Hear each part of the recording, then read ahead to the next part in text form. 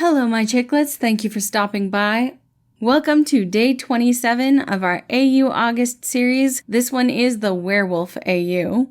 There is a bit of content warning for the beginning of this story, so make sure to check that out in the description. Otherwise, I do hope y'all enjoy it. Let's go ahead and jump into Unexpectedly Positive. There was a ringing in Logan's ears as he felt every bone in his body ache. His mind couldn't piece together where he was, why he hurt, or why everything was so blurred and unfocused. Thoughts came to him as a muddled trickle instead of the stream he was used to, until the dam broke all at once. He was in his car. He was upside down. He was lucky to have survived at all. However, his luck must have run out with that. His glasses were long gone, and he couldn't seem to gather his thoughts enough to come up with a plan to escape. Not to mention, with the amount of pain he was in, he doubted he would be able to make his way anywhere.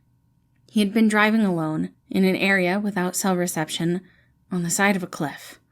He was, metaphorically, screwed. Maybe he could find a way out of the car, but there was no guarantee, and letting himself out of his seat right now would send his already bruised body falling to the roof. However, hanging here would send the blood to his head, which wasn't good either. He couldn't remember why. Then came the howling. It echoed through the night and through Logan's already aching mind. He was certain he had to be bleeding. The wolves would smell it and come, wouldn't they? He couldn't run. He had nowhere to go. He didn't want to die here. His thoughts were interrupted by the sound of sniffing. He turned to look in the direction and immediately regretted it. Not only did it make his head hurt, but he came face to face with a wolf. There was no color left to drain out of his face as the animal stuck its nose into the broken window. It gave a few more test sniffs before pulling away from the car. The beast's eyes were a striking blue, not a color Logan expected to see in wild wolves. If his head did not ache, he might have appreciated it. However, now was not the time for scientific appreciation. He was trying to survive. Logan dared not let out a sigh. He didn't want to do anything that would entice the wolf to return. It began to walk away, and Logan thought for a moment he could relax. He let out a breath, slow, quiet, and shaky. Then suddenly, his car was flipped right side up, back into a more natural position. The door on his side was torn open, and Logan looked up to see a muscular man with the same blue eyes as the wolf, staring at him with a sharp, toothy grin. He wasn't sure if it was his fear or the pain, but his world quickly went dark. Waking up from unconsciousness was never fun, even more so when said unconsciousness was from passing out rather than getting actual sleep. His body felt stiff and heavy, and the world around him felt like too much and too little all at once. He missed the warm sheets of his bed and the sunlight waking him up gently. Why was he not in his own bed? It was only as the fog of his mind began to clear that he remembered part of that had to do with the fact that he was in a car crash. How was he still alive? No one was going to be able to find his car just by passing by, and the wolves were out. The wolves. He shot up, trying to look around, wincing as every part of his body ached. "Hey now, take it easy. You were kinda hurt," a soft voice said as a gentle hand helped him to lay back down. Who? Logan wasn't able to finish his sentence as he began coughing and a wooden bowl was brought up to his lips. He drank the water more greedily than he should have. How long was I out? He decided on that question as he was more disoriented than he expected. "A few days, but bodies heal better when they rest, so it's okay. I bet you're hungry, though. Let me get something to cook for dinner." Logan hummed quietly, already feeling himself fall back asleep. There was another human here. He wasn't sure why that made him feel so safe, but knowing he wasn't going to be devoured, Logan slipped into a peaceful sleep, this time rousing to the smell of cooked meat. "Oh good, you're awake again. Do you want some more water?" "Yes, please," he said. He felt the bowl of water being brought to his lips again. "My glasses, I can't see very well without them." "Here you go. I didn't want you to squish them while you slept." His glasses were slowly put on his face, and he looked up at the man above him, getting the first real look at his savior. A smattering of freckles, curly black hair, and striking blue eyes, just like the wolf. In fact, Logan thought that this man's hair was almost the same shade of black as the wolf's. "There you go, kiddo. Do you want some help sitting up? Then I can bring food over to you."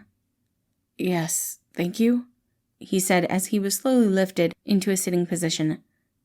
"How did you save me from the wolves?" "Oh, don't worry about them. They won't hurt you as long as I'm around." "And why is that?" "Well, because they know to fear something more threatening."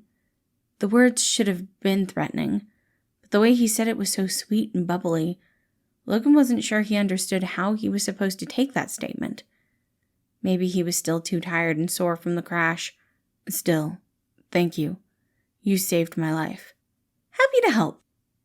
Logan looked over to where his savior was tending to the meat and saw what looked to be an entire deer roasting on a spit.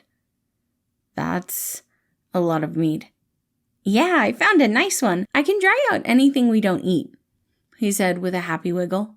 "Oh, and I went through your cart and found other things you might need, like a second set of glasses. I tried them on. They're very helpful. I can see why you would need them."